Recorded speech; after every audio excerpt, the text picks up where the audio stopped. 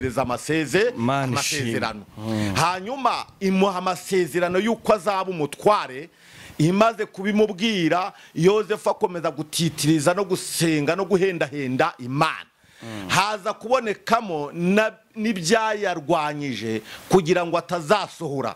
Imana yacu tugirire neza. Mwisi duhura n'ibisitaza, duhura n'ibidukomeretsa, duhura n'ibishaka kudusubiza inyuma, ariko nkaboneraho kubwira umuntu umugenzi wese unteze amatwi nkamubwira ngo komera shyitse umutima hamwe. Imana ntiyahindutse, uko yari iri kera n'uyu munsi wa none niko igizite niko ikiri. Uko yababariraga niko ikibabarira, uko yarwaniriraga abakozi bayo niko kibarwanirira, uko yababeraga maso n'uyu munsi wa none niko kibabera maso. Yozefu yararwanyijwe, arwanywa na bene se. Imana yacu tugirire neza. Nongere kubibutsa ko Yozefu ari ishusho ya Kristo. Kimwe mu bintu bigaragaza ko ari ishusho ya Kristo nuko ari umwana wanzwe na bene se. Bibiliya iravuga ngo Yesu yaje mube ariko ntibamwemera, ngo ariko abamwemeye bose bakizera izina rye yabahaye ubushobozi n'ubutware bwo kwitwa abana b'Imana. Nongere nkubwire ko hari ikindi kintu cya kabiri ndetse hari n'icya gatatu Yozefu ahuriyeho nande na Yesu. Icya kabiri nuko ari umwana wakunzwe na se. Yozefu yakundwaga na Yakobo, yari yaramudodeshereje ikanzu z'abana b'abatware. Yugeze kuri Yesu kugira ngo abishusho ye nuko Yesu nawe ari umwana wakunzwe na se. Bibiliya avuga ngo kuko yakunze abari mu isi cyane byatumye itanga umwana wayo w'ikinege Yesu kugira ngo umwizera wese atarimbuka ahubwo ahabwe ubugingo bugize bute buhoraho. Icya gatatu Yozefu n'umwana wagurishijwe na bene se kandi agurishwa ibiceri, na Yesu yaragurishijwe. Mana yacu tugirire neza.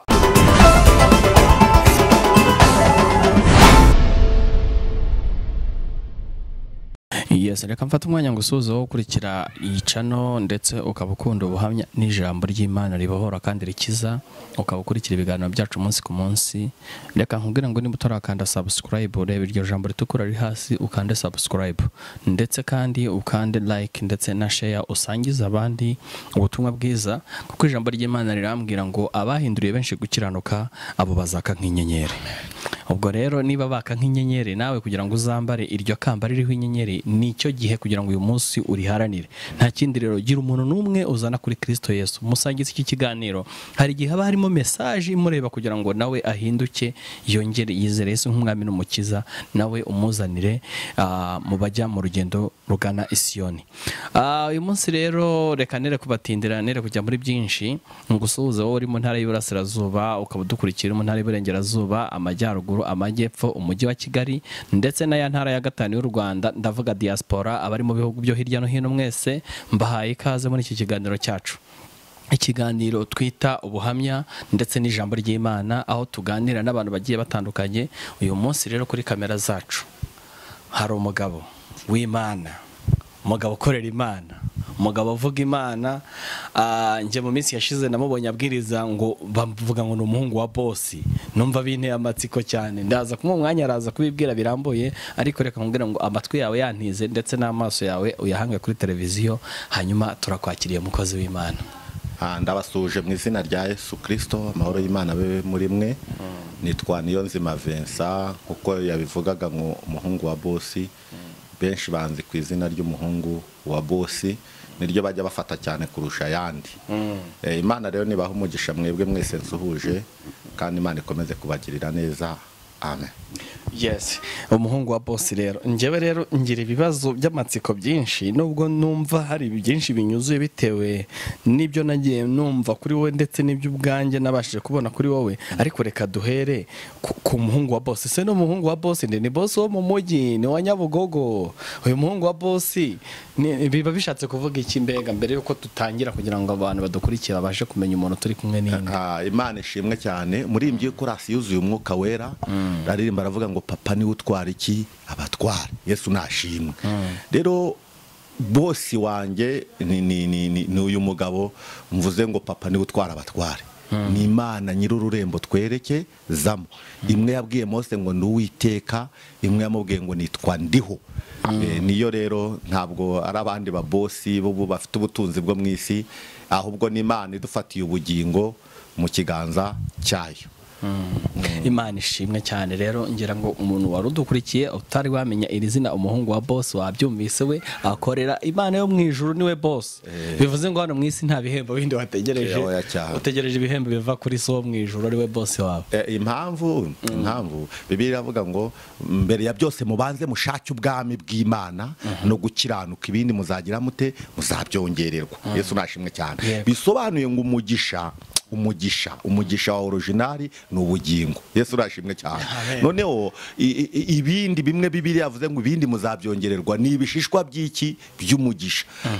Hari ahantu henshi uzakunda kubibona, nkunda kubwira abantu nkavuga ngo bamwe bahanze amaso ku bishishwa aho guhanga amaso ku mugisha nyamugisha. Imana yacu nitugiriye neza. Aho uzasanga abantu benshi bajya gusenga nkaho basenze basaba Imana ngo Mana duhe ubugingo buhoraho, kuko ubugingo Imana nibuguha buzazana na bya bishishwa rero ni ubu butunzi bw'isi, ni amazu, ni amamodoka, ni imirima, ni ibintu byose. Nibyo bishishwa. Kuko nkunda kubwira abantu nkababwira nk'abarokore ntibakajya bisuzugura, kuko Imana ibayihereza ubutunzi bw'isi ari bwihereza agaciro, nta muntu waturusha kubitunga. Yesu nashimwe cyane. Wajya urara mu butayu, warasenga neza, wanezeza Imana, wabwiriza, waririmba neza, Imana igahita iguha za rukururana nyinshi. Ariko Imana ntabwo ari byihereza iki agaciro. Ikihereza agaciro n'ubugingo bugize bute buhoraho. Cyakora ibonye nabyo ibiguhaye, waguma mu buntu bwayo, ikaguma kukubona mu maso yayo iri Siyoni, nabyo yabiguhereza. Yesu nashimwe. Ariko hari ubwo idupima ku munzani igasanga tubitunze n'agakiza bitagira bite bidahura. Niyo mpamvu igivuga ngo aho kugira ngo nguhombe naguho. Haleluya, haleluya. Amen. Ngira ngo abadukurikiye murimo muragenda mwumva ibintu byiza byinshi, ndetse Imana yashyize muri uyu mugabo. Afite byinshi, afite ubuhamya, afite ijambo ry'Imana, afite impuguro, afite impanuro. Ni umukozi w'Imana wuzuye ibintu byinshi. Ariko reka mvuge ngo uyu munsi ubundi iyo twumvishe Evangeliste Niyonzima mu buryo bw'urugendo rw'ubukozi bw'Imana cyangwa se kubura umukozi w'Imana, urugendo rwawe ruhagaze rute? Ese kuki wabaye umuhungu wa boss? Ubundi urwo rugendo rwatangiriye byaje bite?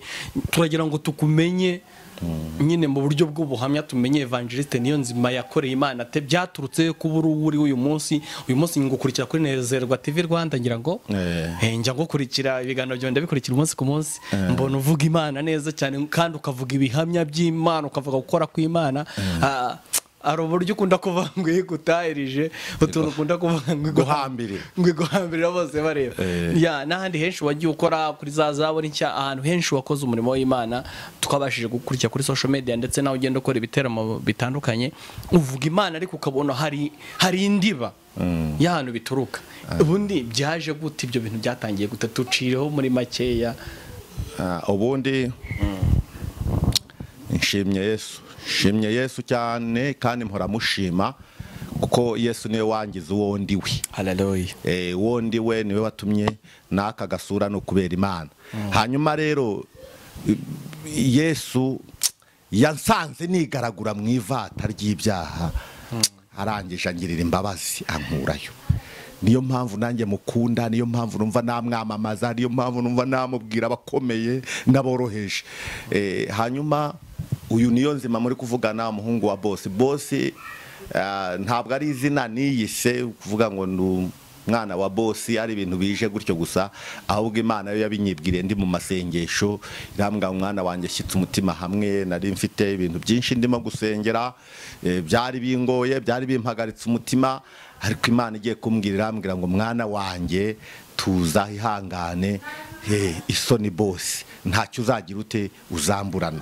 Rero niyo mpamvu nanjye numvishe izina niswe n'Imana, numva nguwe neza, koko niyo ngenda mu nzira mba mbyumva, nkumva mfite confidence, nkumva ndi umuhungu wa boss, ndi umuhungu w'Imana, nkumva rero nkomeye kuruta abahungu bandi wenda twavuga b'umuntu runaka, kuko kuba umwana w'Imana ni ikintu gifite agaciro. Imana ishimwe cyane.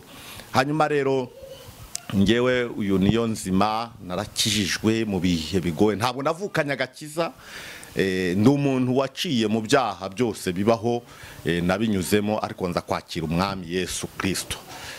Naciye mu byaha byose, nanyweye inzoga, nanyweye inzoga, abantu bari impande zitandukanye banywa inzoga, baba Sinzi, batekereza bakumva ntibazivaho. Nge rero naranyweye, nanjye ndagira nte, ndasinda, narasinze. Abantu barara mu kabari, nanjye naraye mu kabari, sinakavamo, cyangwa se nkakavamo aruko mu mufuka nta mafaranga kirimo. Rero wowe unteze amatwi ndagira nkubwire ngo byose bigize bite, birashoboka. Niyo aho bitashoboka ku bwawe, ariko ku Mana yacu bigize bite, birashoboka. Izina ry'Imana nirihimbazwe. Naranyweye, nanyweye itabi. Abanywi bitabi banteze amatwi, reka mbabwire, hari ubwo mujya muvuga ngo Imana ukayifata uko wishakiye, ariko reka nkubwire ngo Imana ishobora byose. Nari umunywi w'itabi, abanywi bitabi barabizi ukuntu kunywa itabi ari ibintu, ni umudayimoni ukaze. Uzabona benshi bakunda no burya no kurinywera no muri toilette, niho mpamvu uzabona ko itabi ari umudayimoni ukaze. Rero nanjye nari uwo nguwo, nanywaga itabi, nanyweraga itabi muri toilette n'ahandi hatandukanye. Mbese Satani yari yarangiza iki, imbata. Ariko dushimiye Kristo wabambwe, twebwe tukagira dute, tukabamburwa. Hanyuma rero hari ibidutera kuvuga Imana no kwishimira Imana iyo utekereje ahantu yagukuye. Umuririmbyi yarembye ngo ahantu yadukuye ni waba w'inyamaswa, ngo mu butayu budatuwe hari hegereye urupfu. Imana rero iba yaradukuye ahantu hakomeye, mujye mutureka twivugira iki, Imana. Kuko igihe twabayeho tutazi Imana cyari igihe kinini cyane, ndetse dusenga ibintu bitariho, dusenga mbese tumva ari umuhango. Kuko nge nakijijwe nsengera mu itorero cyangwa se mu idini, ni mu idini rya Gatolika, ariko wenda singiye kuvuga ku idini cyane, ariko ngewe nkiba mu Gatolika nasengaga by'umuhango, byari by'umuhango, nta busabane najyaga ngirana n'iki, n'Imana, ariko ni ngewe mu ruhande rwanjye. Hanyuma rero niyo mpamvu iyi minsi ya none tumaze kwakira Yesu nk'umwami n'umukiza, tumaze kumva ukuntu Yesu agira neza, haleluya, nibwo twumvise Yesu atuye mu mitima yacu, mu bugingo bwacu, twumva tugize umunezero udasanzwe, twumva ntitwabiceceka, twumva natwe biturimo ntabwo dukwiye kubihisha abandi bantu. Rero Imana yatugiriye neza, yakoze imirimo tutari gukora, kandi abana b'abantu tutari gushobora. Abantu munywa inzoga bari impande zitandukanye, abantu banywa itabi, mwumvishe twararinyweye, ariko uyu munsi wa none tukinywa itabi, tukinywa inzoga, mbese twagendeye mu byaha byose bigize bite, bishoboka. Imana yacu tugirire neza, bishoboka. Ndibuka rwose nanyweye urumogi, nagize karagiteri z'abantu banywa urumogi, nari nteye kimwe nabo, nari mfite indimi ukuntu mbivuga, ukuntu se dusabana amaganje n'iki. Ibyo byose ni ibintu byagiye bitubaho mu buzima, ariko uyu munsi wa none turi ibyaremwe bishya. Ariko tukiri aho ngaho, umuntu wagiye mu biyobyabwenge akanywa inzoga, agasinda, akaba umusinzi, akanywa itabi, akanywa ibintu byose bibaho, abasha kuba te umuntu muzima kongera kugaruka mu bumuntu bwa nyabwo, akongera kwisanga muri sosiyete? Ubundi bigenda bite kugira ngo umuntu yigobotore iyo ngoyi? Umuririmbyi yararembye ngo urantangaza Yesu we, urantangaza, kuri umuntu muri puberi ukamuhindura, ukamukarabya, ukamusiga, ukanamwambika. Urantangaza Yesu we, urantangaza. Yesu natwe tumuvuze twumva dutangaye. Yesu we, ibintu byananiye abandi warabishoboye, ibyo ubona bikomeye Yesu arabishoboye. Niyo mpamvu mpendahenda umuntu wese unteze amatwi, niba ubona ari ibikomeye, ibyo wowe utashobora, ibyo ubona bikubangamiye ariko ukarwana nabyo bikanga, hegera Yesu. Yesu arabishoboye.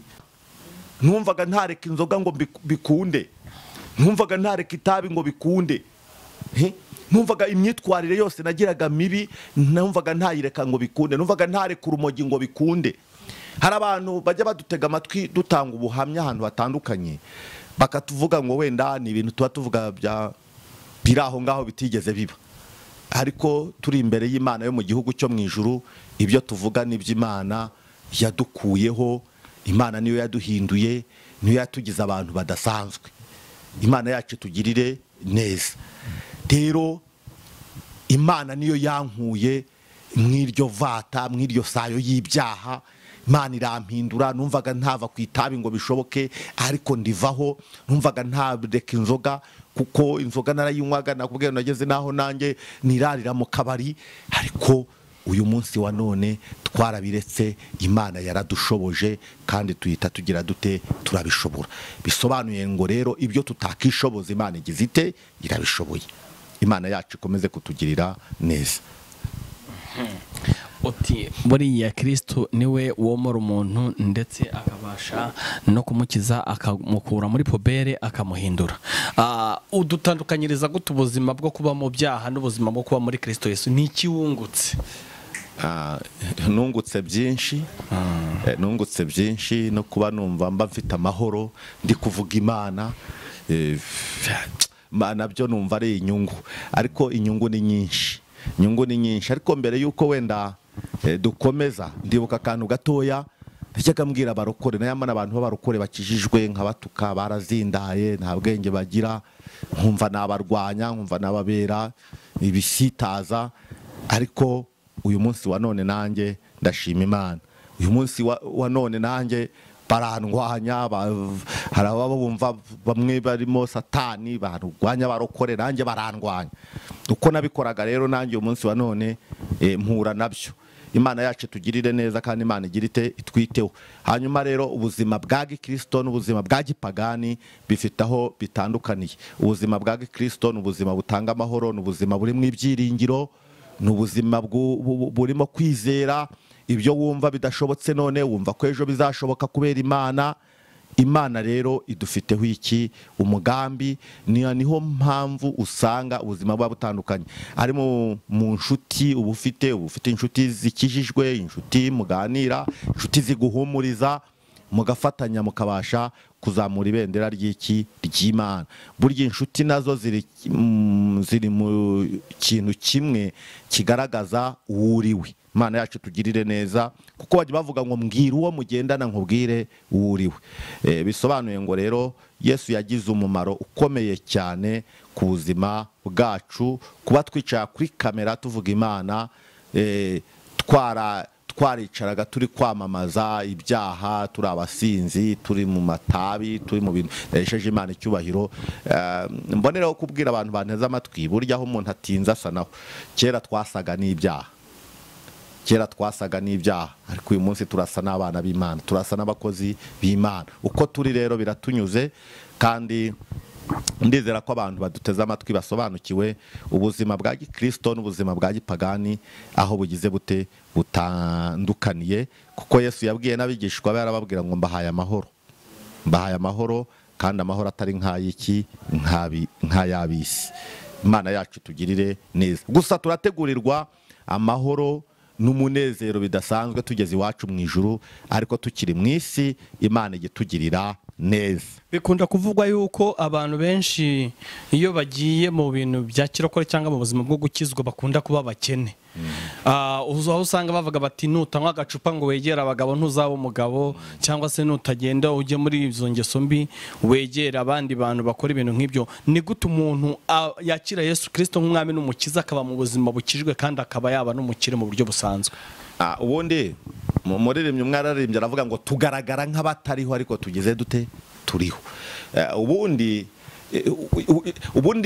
navuga ko abarokore bose ari abakire. Impamvu nakubwira ngo nabakire ni iyihe mpamvu?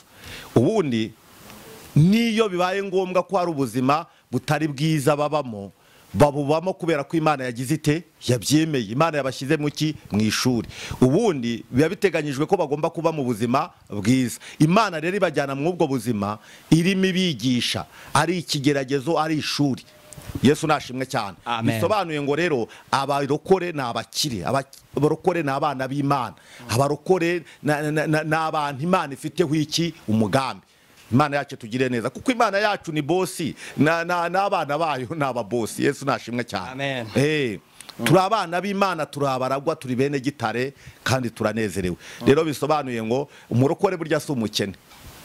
Ntabwo ari umukene, ahubwo ushobora kumurebera mu ndorerwamo ukareba hafi. ukareba hafi hari igihe kimwe Gihazi yarebye abonye ingabo z'Isiriya azibonye zabagose ahita agira ubwoba abwira Elisa aramubwira ngo hano hari ingabo zikomeye zatugose ariko Elisa kubera ko yarebaga kure yabonaga izindi ngabo ziruta iz'Isiriya. Imana yacu tugiriye neza. N'ubundi abantu bareba hafi babona twarasigaye ariko ntitwasigaye, babona duciye bugufi ariko imbere y'Imana yacu ntabwo duciye bugufi, tubona nk'abantu bafite umumaro bafite agaciro. Ubwo ubatse muri rya jambo rivuga ngo tugaragara nk'abatariho, ariko turiho, ngo tugaragara nk'abadatunze ariko dutungishije benshi. Ariko ubundi ibyo bishaje kuzigura iki mu muntu utumva iyo mvugo neza? Gutungisha benshi ni gute ubundi? Biragaragara ko umuntu ashobora kukureba, kuko abantu bareba nk'abantu, Imana nayo ikareba nk'Imana. Urumva umuntu ashobora kukurebera mu ndorerwamo y'igihagararo cyawe, umuntu ashobora kukurebera mu ndorerwamo y'aho uvuka, umuntu ashobora kukurebera mu ndorerwamo y'akazi ufite, umuntu ashobora mbese ariko Imana yo ireba itangira ry'umuntu ikareba n'iherezo. Mu mahanga yose umuntu yubaha agakora ibyo gukiranuka igira ite? Iramwemera. Yesu nashimwe. Umuntu yakwibaza ngo kuba warahisemo gukurikira Yesu nk'umwami n'umukiza, hari igihombo wabigizemo? Nta gihombo nabigezemo, ahubwo iyo nicaye hari igihe nibaza ngo iyo nza kuba narakiriye Yesu kera, ariko ugasanga n'ubundi nyuma y'igihe si igihe na mbere y'igihe si igihe, ukavuga ngo niwo mugambi Imana yari mfiteho, ariko ku bwawe kubw'umunezero w'agakiza uhita utekereza ukavuga ati igihe cyanjye natakaje cyose iyo nza kuba naragitwaye mu gakiza. Mwabyumvise rero abantu badukurikiye, murumva ko Evangeliste Niyonzima hari ubuzima bwinshi yagiye acamo ndetse bwabashije kumuhindura uwo ari uyu munsi. Impamvu avuga Kristo Yesu akamuvuga ashize amanga nuko hari ibyo yahozemo Imana ikabimukuramo. Tusanzwe tuzi kuvuga n'ijambo ry'Imana, ntabwo uyu munsi nakurekura utatubwiye ni iki kiri ku mutima wawe, ni iki Imana ishyize ku mutima wawe mu ijambo, ku buryo wabwira abantu badukurikiye uyu munsi ijambo ry'Imana ari ku mutima wawe. Icyo nabwira abantu baduteze amatwi nuko nabwira abantu banteze amatwi ko abayoborwa n'umwuka aribo bana b'Imana. Yesu nashimwe cyane. Abayoborwa n'umwuka nibo bana b'Imana. Isomye amagambo y'Imana ari mu gitabo cy'Itangiriro ibice byaho 41 ku murongo wa 37 haravuga ngo iyo nama inezeza Farawo n'abagaragu be bose. Baravuga ngo tuzabona hehe umuntu umeze nk'uyu uri mu mwuka w'Imana. Yesu nashimwe cyane. Imana rero ikeneye abantu bakijijwe, ikeneye kandi Yesu arakicaye ku ntebe y'imbabazi ahamagara ngo yemwe abarushye n'abaremerewe mu nsange ngire nte mbaruhure. Yesu nashimwe. Amen. Abayoborwa n'umwuka rero nibo bana b'Imana. Ubundi agakiza ntabwo ari ikintu umuntu abyuka akavuga ngo ngewe ngo urumva ngo agakiza ugashakire mu bintu mu buzima busanzwe, ahubwo ni communication umuntu agirana n'Imana mu buryo bw'umwuka. Rero abayoborwa n'umwuka nibo bana b'Imana. Hanyuma Yosefu niwe Farawo yavuze haya magambo, aravuga ngo iyo nama iramunezeza. Ubwo Yosefu yaramaze gusobanura inzozi. Yesu nashimwe.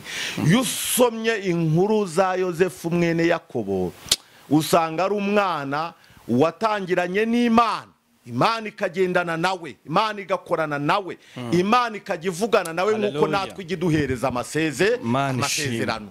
Hanyuma imuha amasezerano y'uko azaba umutware. Imaze kubimubwira, Yosefu akomeza gutitiriza no gusenga no guhendahenda Imana.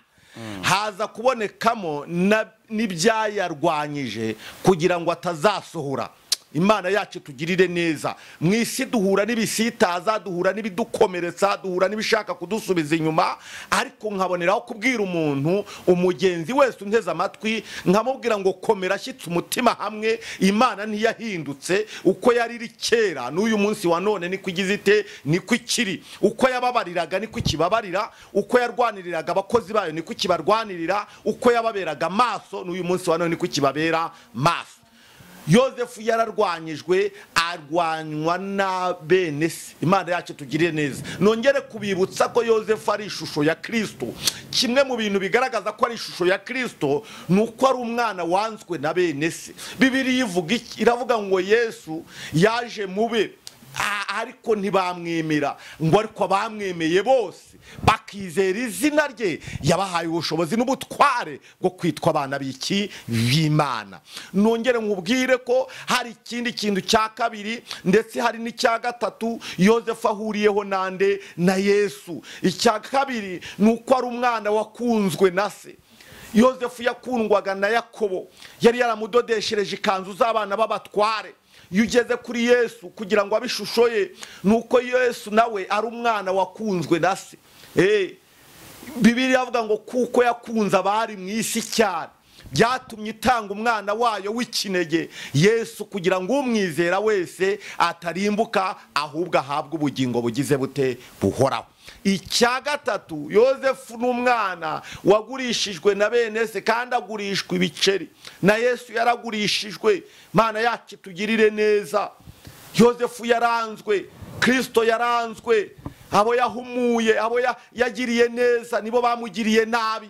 Mana yacu tugirire neza, Imana yacu twiteho. Yozefu yarazi ko agiye kureba bene se, ariko bene se barahindukira abari bo bamugiraho umugambi mubi, bashaka ko ngo isezerano ry'Imana ritazasohora. Buriya rero Imana yacu ntabwo isezeranya nk'abantu, ntabwo isezeranya nk'abantu. Umuntu ashobora kugusezeranya ejo akavuga ati ariko nari nibeshye, ariko dushimiye Imana igusezeranya yarangiza ikagira ite igasohoza. Amen. Hanyuma Yozefu bamubonye bene se agiye kubareba mu ishyamba aho bari baragiye kuragira, baravuga bati dore Karose araje, mureke turebe bane na za nzozi ze tuburizemo uwo mugambi. Ariko dushimiye Imana iduha amasezerano ntihagire uyaburizamo. Yesu nashimwe cyane. Bibiliya ivuga kiravuga ngo Imana igiburizamwe imigambi y'incakura kugira ngo zidasohoza imirimo yazo.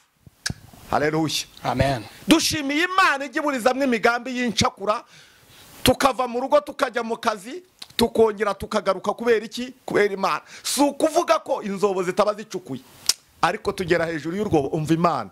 Haleluya. Umva Imana. Haleluya. Ujya gukandagira nkaho wagakandagiye mu rwobo bacukuye, Imana igashyiraho ikiraro. Amen. Amen. Kubera Imana. Na niho wa muririmbyi yaririmbye aravuga ngo uzagenda ubisimbuka, uzagenda ubabanaho, bazajya bagucukurira imva Imana izigira ite izisibe. Yesu nashimwe cyane. Amen. Yozefu rero yabayeho mu buzima bwa gikirisitu, ariko akagira ibintu bigenda bimurwanya, ariko Imana yacu ikitamurura. Yesu nashimwe cyane. Haleluya, haleluya. Dushimiye Imana yacu ijya yitamurura.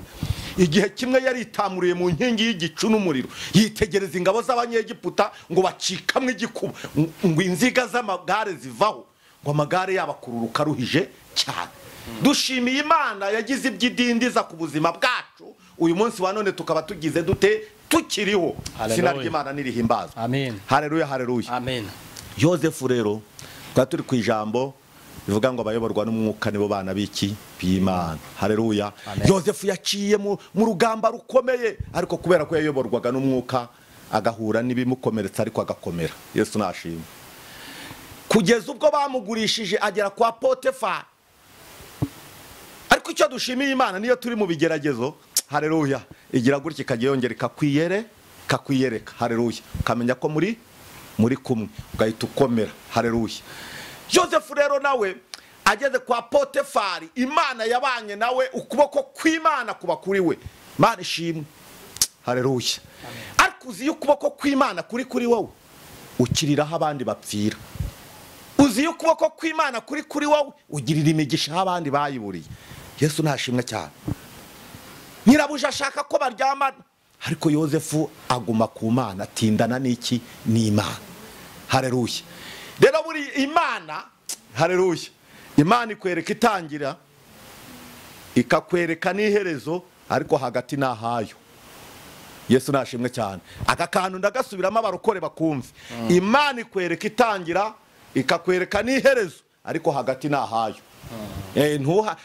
Ibindi bizabyikorera. Yesu nashimwe cyane. Amen. Yozefu ahura n'ibigeragezo bitandukanye, nyirabuja aramubenguka ashaka ko baryama, ariko Yozefu yihagararaho aravuga ati nge ndi umurokore, ndi umukristo, kandi nzahora ndiwe mu bintu byose ngeze kugupfa. Haleluya. Yozefu biza kurangira nyirabujamo avuze ko ari we wari ugiye kumufata ku ngufu. Imana yacu itugirire neza, ariko Imana yacu ikomeza kugenda iburizamo imigambi y'incakura. Haleluya, amen. Dushimiye Imana yacu, haleluya, itajya ibura uko igenza abantu bayubaha. Dushimiye Imana yacu nubwo babona mu buryo bugaragara itadufasha, ariko mu buryo bw'umwuka iradufasha. Nubwo babona mu buryo bw'umwuka turi twenyine, ariko turi mu mugongo w'iki? W'Imana. Iraduhetse, niko Bibiliya yambwiye ngo iraduhetse mu mugongo wayo. Imvi zizarinda ziba uruyenzi tukiri mu mugongo wayo. Ntacyo tuzaba rero, kuko turi mu mugongo w'iki? W'Imana. Turi mu mugongo wa data wa twese. Haleluya, haleluya. Ariko Yosefu ajya muri gereza, byaje kurangira agiye gusobanura inzozi kwa Farawo, arazisobanura, abandi zabananiye. Rya jambo hoze umbaza kare rivuga ngo dutungishije benshi gute, ngo Farawo yashakaga kwica abanyabwenge bose kuko bari bananiwe gusobanura inzozi. Buriya ijambo ry'Imana ni ukuri, abantu bashatse bajya baryemera. Bibiliya avuga ngo kubaha Uwiteka nibwo bwenge, kandi kuva mu byaha niko kujijuka. Abanyabwenge barananiwe. Iyo bihuje n'abari abanyabwenge bo kwa Farawo bananiwe gusobanura inzozi, hakaza umunyabwenge w'umuhanga udafite undi bahwanye, niko Farawo yahise amuvuga. Ubwo rero usanga kubaha Uwiteka nibwo bwenge, kandi kuva mu byaha niko kujijuka. Imana ishimwe cyane. Haleluya, haleluya. Imana rero nihabwa icyubahiro. Nari ndimo mbwira umuntu wese unteze amatwi, iri jambo ry'Imana ririmo rimfasha ko abayoborwa n'umwuka aribo bana b'iki? B'Imana. Farawo rero yashoje amaze gusobanura izo nzozi akurikije uko zananiye abandi bose, aravuga ngo nta wundi munyabwenge w'umuhanga mugize mute muhwanye. Guhaye gutwara igihugu cyanjye, ku ntebe yanjye ninjye uzagusumba ngenyine. Bisobanuye ngo rero Yesu nashimwe cyane. Imana yacu ni Imana yagutse. Haleluya. Ni Imana utabona uburyo uvuga. Dawidi yabuze uko ayivuga, aravuga ngo niya. Haleluya. Undi umuhanzi ararimba aravuga ngo iyumba hafi mba nguhobeye nkaguha imisaya itabarika. Haleluya. Ngo ari yangije ararimba aravuga ngo ariko ntacyo uzagaruka. Yesu nashimwe. Imana rero nihabwa icyubahiro. Abantu bose baduteze amatwi, abakijijwe twabifuriza kuyoborwa n'umwuka w'Imana, batarakizwa nabo tubibutse ko Yesu akicaye ku ntebe y'imbabazi, kandi ijambo riravuga ngo haracyariho ibyiringiro ko igiti cyatemwe cyakongera kikagira gite? Kigashibuka. Imana ishimwe. Iryo ni ijambo numvaga naho abantu banteze amatwi, kandi Imana ikomeze kubagirira neza mu izina rya Yesu. Amen.